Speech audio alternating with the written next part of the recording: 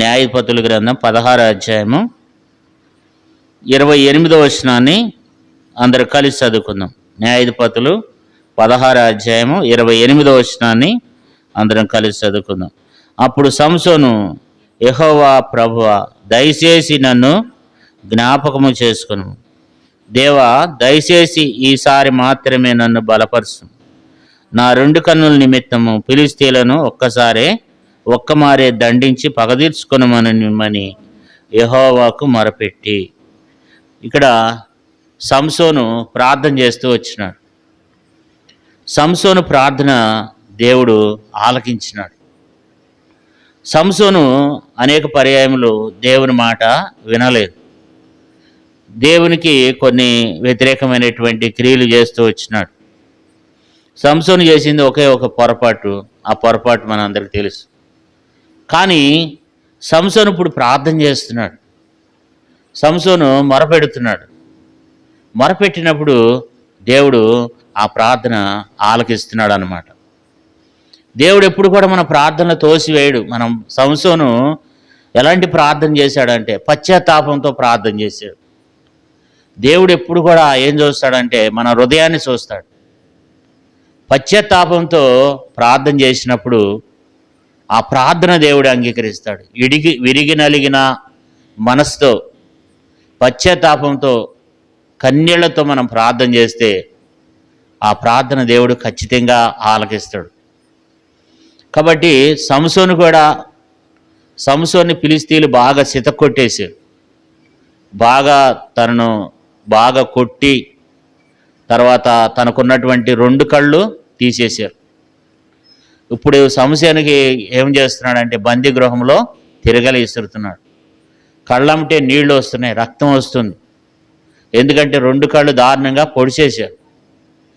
కాబట్టి సంసోను ఇప్పుడు మహాబాధలో ఉన్నాడు, కష్టంలో ఉన్నాడు.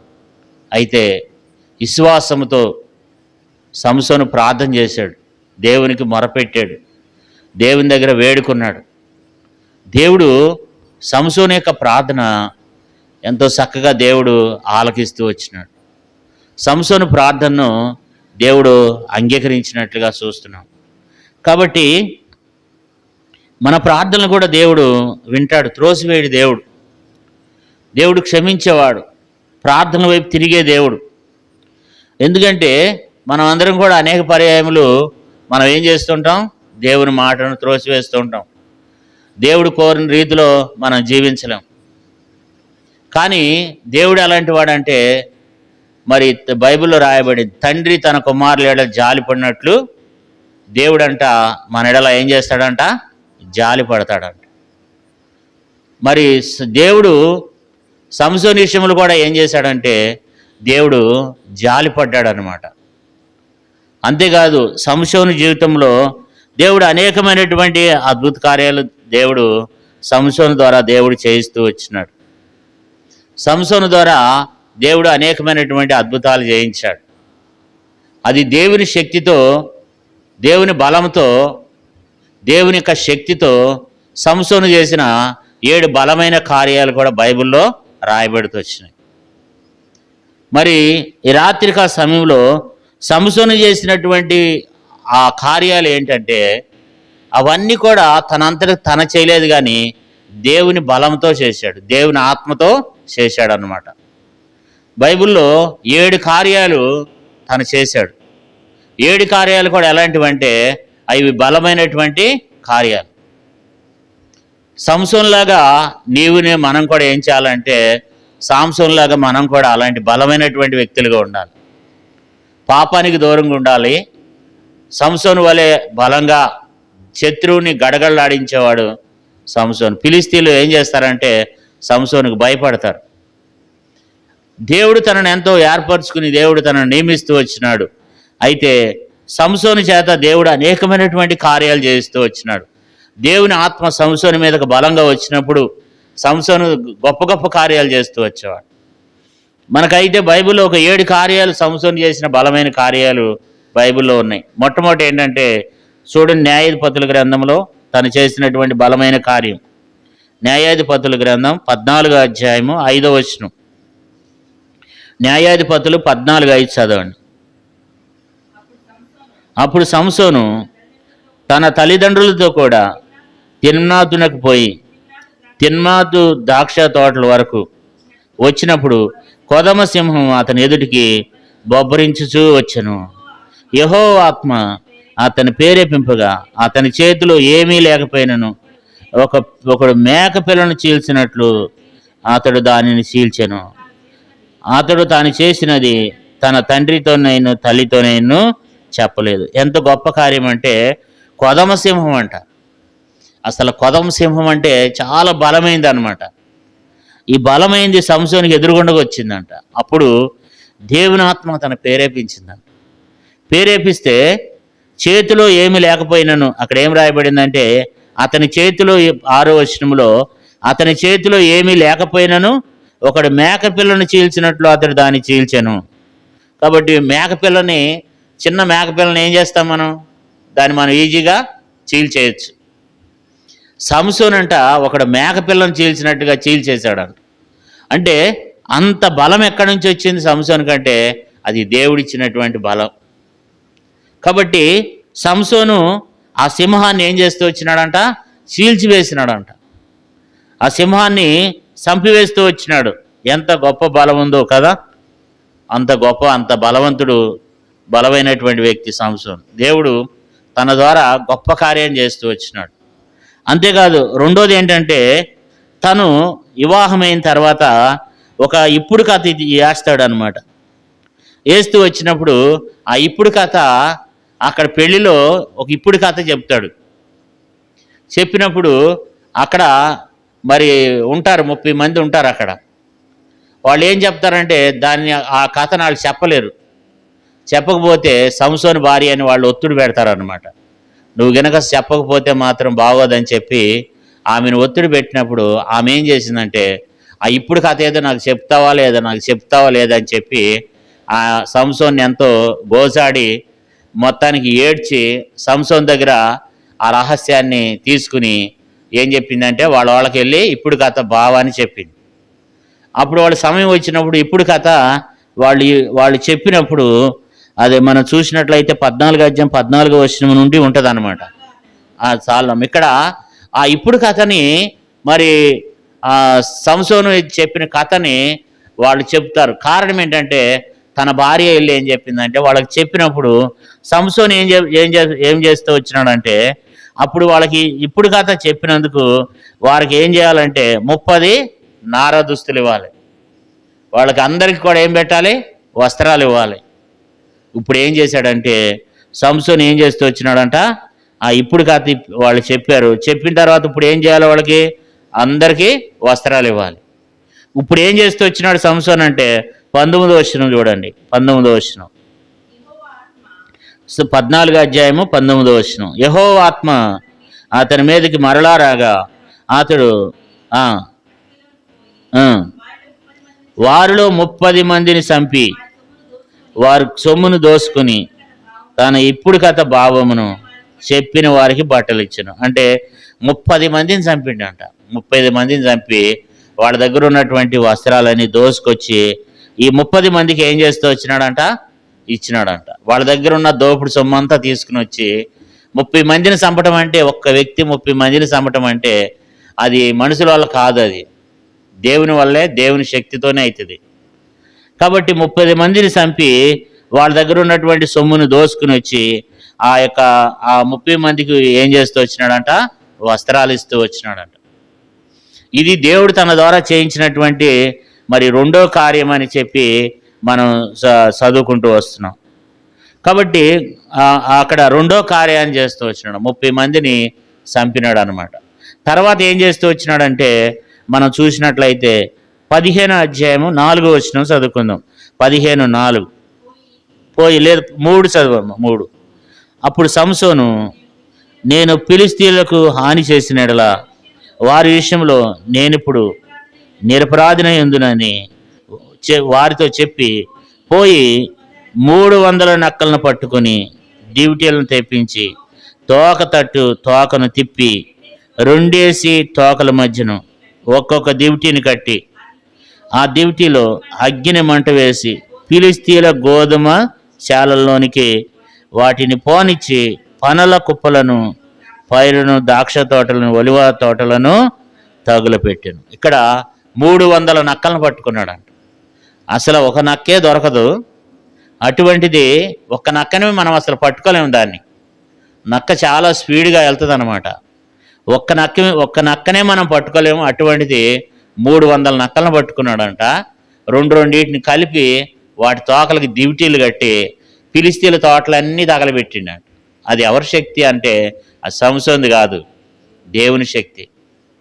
కాబట్టి సంసోను ద్వారా ఆ బలమైనటువంటి కార్యాన్ని దేవుడు చేశాడు అనమాట కదా. కాబట్టి ఆ 300 నక్కలను పట్టుకుని రెండింటిని పట్టుకోవటం, వాటికి దివిటి కట్టడం, వాటి తోకలకి నొప్పి అంటిస్తే అవి తోకలు కాలి అవి ఏం చేసినాయి అంటే ఈ దివిటీలతో తీసుకుని వెళ్ళి ఫిలిస్తీన్ల తోటలన్నీ కూడా, పంట పొలాలన్నీ కూడా తగలబెట్టినాయి అంట. ఎంత గొప్ప కార్యము కూడా. అంటే 300 నక్కల్ని, అది మనుషులకు సాధ్యం కాదు, కానీ దేవుని ద్వారా మరి సంసోను ఆ కార్యాన్ని చేయగలిగినాడు. ఇప్పుడు ఎన్ని విషయాలు చెప్పుకున్నాం? 3 సందర్భాలు చెప్పినాం. ఒకటేంటి? కొదమ సింహం. రెండోది 30 మందిని చంపినాడు. మూడోది 300 నక్కలను పట్టుకున్నాడు. 4వ విషయం ఏంటంటే చూడండి, 15 అధ్యాయం 15 వచనం.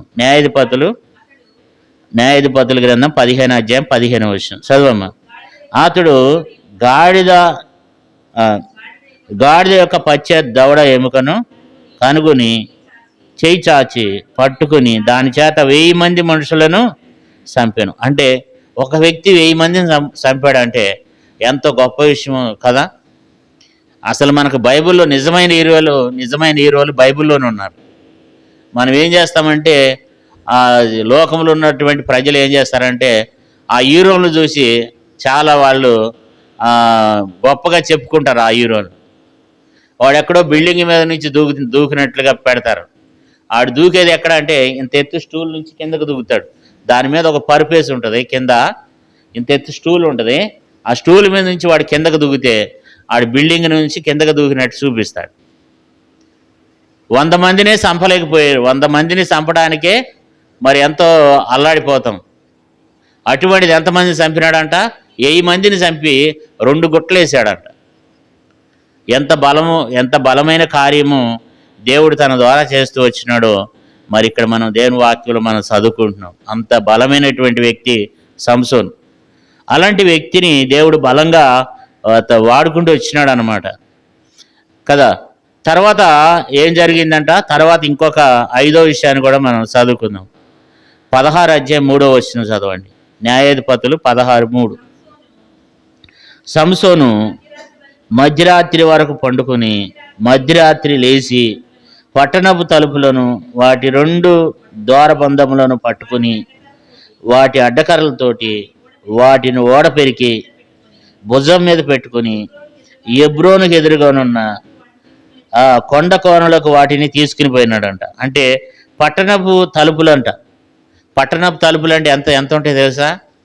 మనం మన ఇంటికున్న 2 తలుపులు మోయలేము. మనం మోయగలమా? మన ఇంటి తలుపుని మనం మోయగలమా? బాగా మోస్తే సరే. ఒకవేళ మన ఇంటి తలుపుని మనం మోస్తాం అనుకో, 2 తలుపులు కలిపి దర్వాజా కలిపి మొత్తం కలిపి మొయ్యాలంటేనే మనం మొయ్యలేం. అటువంటిదంట పట్టణపు తలుపులు ఏం చేస్తూ వచ్చినాడంట? పట్టణపు తలుపులు ఆ గెడలు ఓడదీసి పట్టణపు తలుపులు ఎత్తుకుని పోయినాడంట. ఎక్కడి నుంచి? గాజా పట్టణం నుండి. ఎక్కడది అంటే మొదటి వచనం రాయబడింది, గాజాలో ఉన్నాడు సంసోను. గాజా నుంచి ఎబ్రోనుకు తీసుకుపోయిండంట. అవి ఇప్పటికీ ఉన్నాయంట. అవి ఎంత బరువు ఉంటాయి అంటే అది సామాన్యంగా ఎవరు దాన్ని మొయ్యలేరంట. ఒక 100 మంది కలిపి పట్టి లేపినా సరే లెగవంటాయి. ఇప్పుడున్నటువంటి మనుషులు ఒక 100 మంది పట్టి లేపినా సరే లెగనటువంటి బలమైనటువంటి పట్టణపు తలుపులు అవి. ఆ తలుపులు తీసుకుని వెళ్ళిపోయిండంట భుజం మీద వేసుకుని. ఎక్కడి నుంచి? ఇప్పుడు గాజా అనేది ఇప్పుడు కూడా సజీవంగా ఉంది. ఈ గాజా నుంచి ఎబ్రోను ఇజ్రాయెల్ దేశానికి తీసుకెళ్ళిపోయాడంట. అంటే ఆ 2 దగ్గరే. అంటే దగ్గర అంటే మన గంగాధరకి, మన బంటిమిల్లి దీనికి అంత కాదు. చాలా దూరం అన్నమాట. ఎందుకంటే ఇజ్రాయేలీలు ఇప్పటికీ ఏం చేస్తున్నారు, యుద్ధం చేస్తున్నప్పుడు వాళ్ళు ఇజ్రాయెల్ దేశంలో నుండి బాంబులు వేస్తే అది ఎన్నో కిలోమీటర్ల దూరం వేగంతో వెళ్ళి అక్కడ పడుతున్నాయి. అంటే అంత దూరము ఈయన ఆ పట్టణపు తలుపులు ఏం చేశాడంట, భుజాల మీద వేసుకుని వెళ్ళిపోయినాడంట. చూడండి ఎంత బలమైనటువంటి వ్యక్తి అంటే, అలాంటి బలమైనటువంటి కార్యాలు అది దేవుడు చేసినాడు సంసోను ద్వారా కదా. అంతేకాదు మనం 5వ విషయాన్ని కూడా 6వ విషయాన్ని కూడా చదువుకుందాం. 6వ విషయాన్ని కూడా 16వ అధ్యాయము న్యాయాధిపతులు 7వ వచనం చదువుకుందాం. 16:7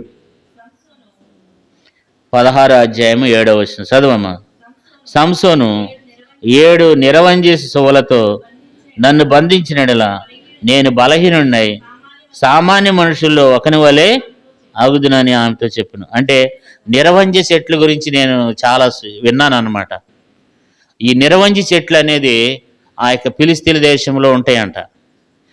ఆ చెట్లతో ఏం చేస్తారంటే వాళ్ళు మరి ఏనుగులను కట్టేస్తారంట.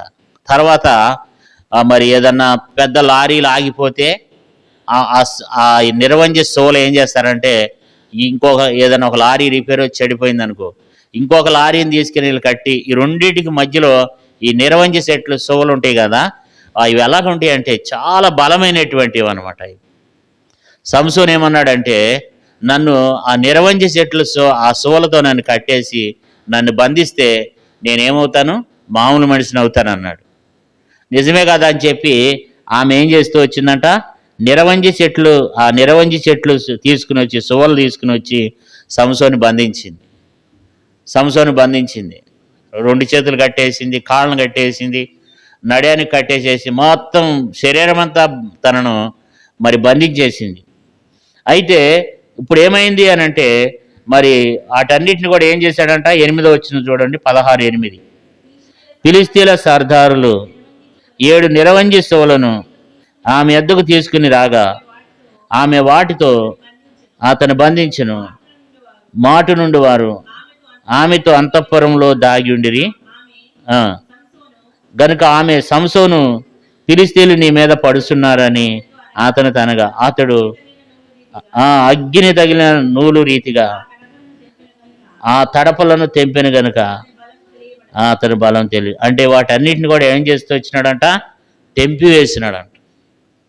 ఎంత బలం ఉంటుందంటే ఆ నిరవంజి చెట్లు అనేది చాలా బలమైనటువంటివి, తెగవవి అసలు.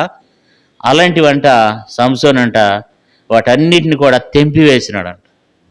ఎంత బలం అంటే దేవుడు తనకు సంసోనికి అలాంటి గొప్ప బలాన్ని దేవుడు సంసోనికి ఇచ్చాడనమాట కదా.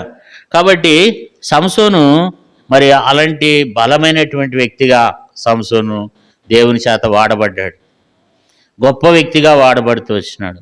ఇప్పుడు సంసోను చేసిన కార్యాలు ఎన్ని చూస్తూ వచ్చాం మనం? ఇప్పుడు 5 కాదు 6 చూస్తూ వచ్చాం. 1 సింహము, 2వది 30 మందిని, 3వది 300 నక్కల్ని, 4వది పచ్చి గాడిద దవడ ఎముకతో 10 మంది చంపాడు, 5వది గేటు తలుపులు ఏం చేస్తూ వచ్చినాడు, తీసుకుని పోయినాడు. 6వది నిరవంజి చెట్లు కదా, 6వది నిరవంజి చెట్లు.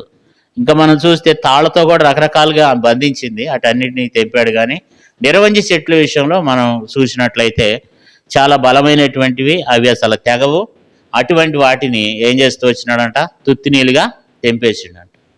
కారణం ఏంటంటే అది దేవుని యొక్క ఆత్మశక్తి.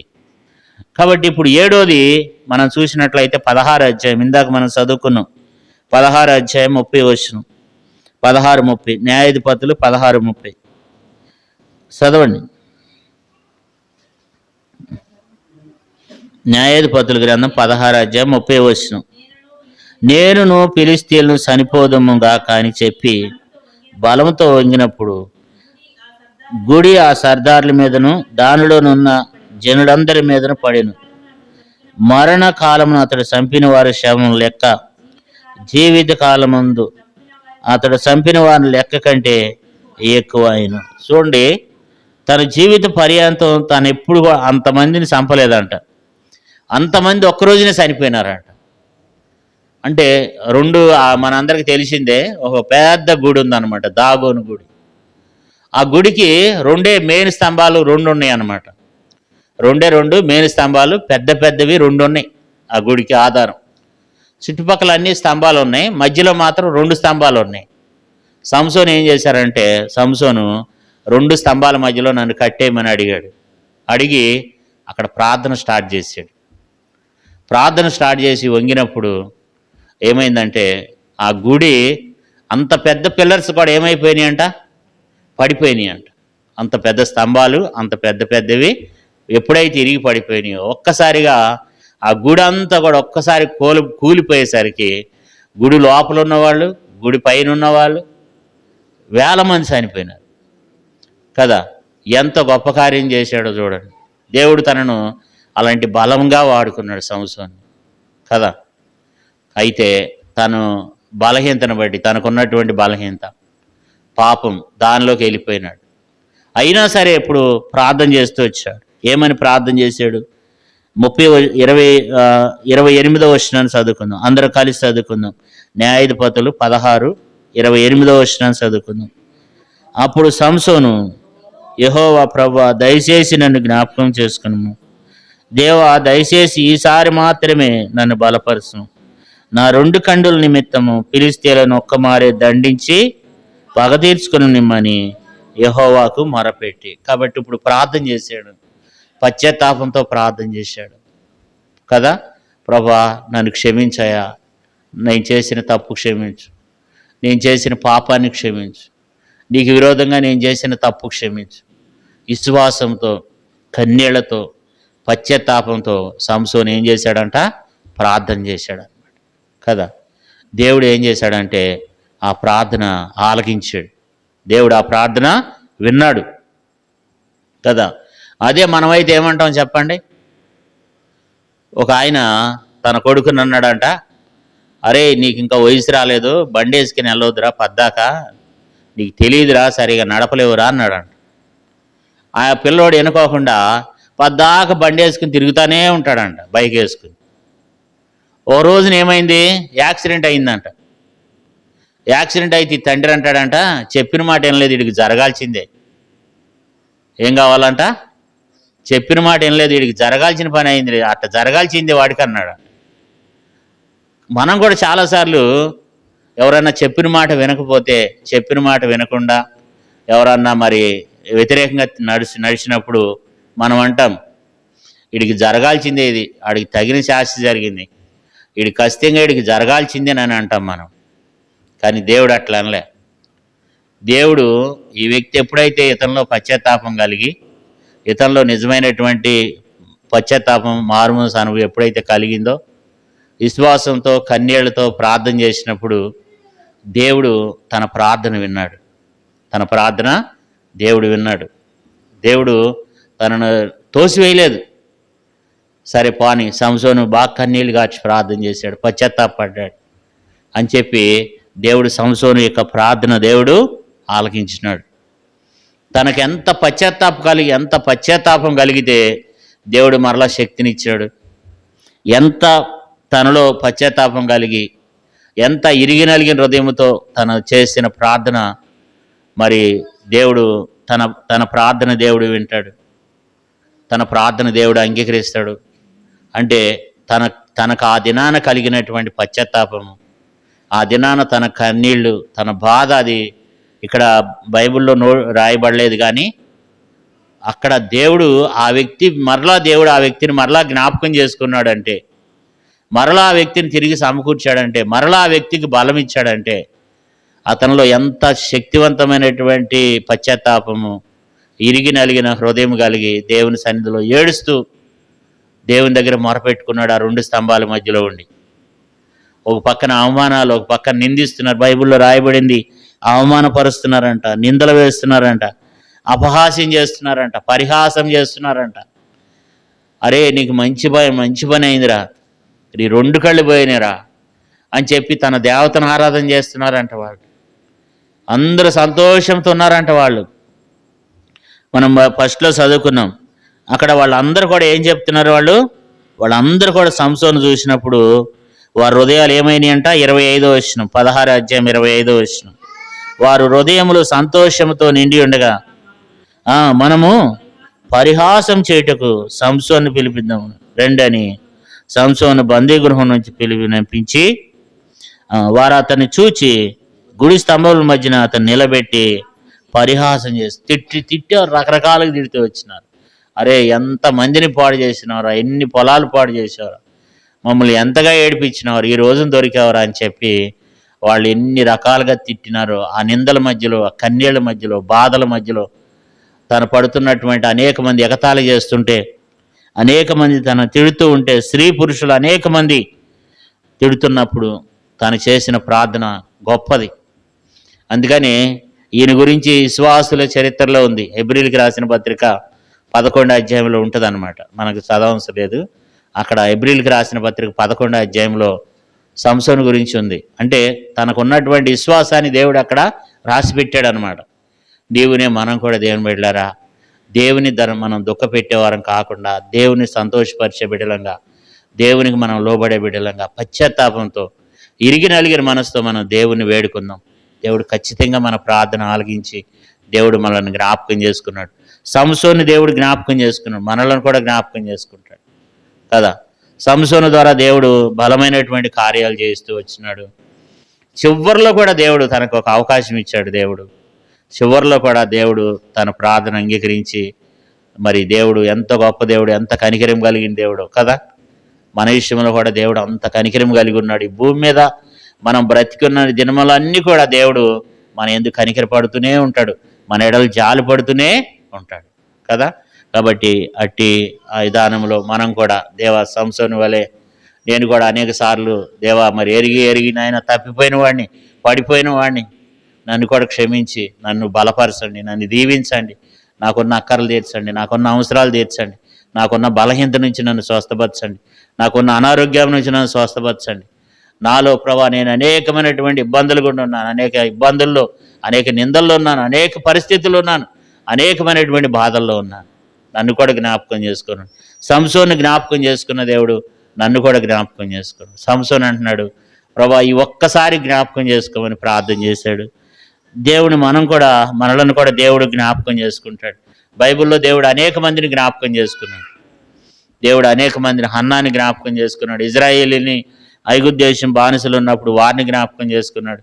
దేవుడు జ్ఞాపకం చేసుకుంటాడు. దేవుడు మనలను కూడా దేవుడు జ్ఞాపకం చేసుకుంటాడు. ప్రభా సంసోను జ్ఞాపకం చేసుకున్న దేవుడు నన్ను కూడా జ్ఞాపకం చేసుకో, నా ఇందు కూడా కనికరపడండి దేవా. నాకున్న ప్రతి పరిస్థితి నుంచి నన్ను నడిపించి నన్ను కాపాడమని, ప్రభా నాకున్న ప్రతి అక్కర తీర్చి, అవసరం తీర్చి నన్ను దీవించమని మనం ప్రభువుని అడుగుదాం. ప్రభు దగ్గర మనం ప్రార్థన చేద్దాం.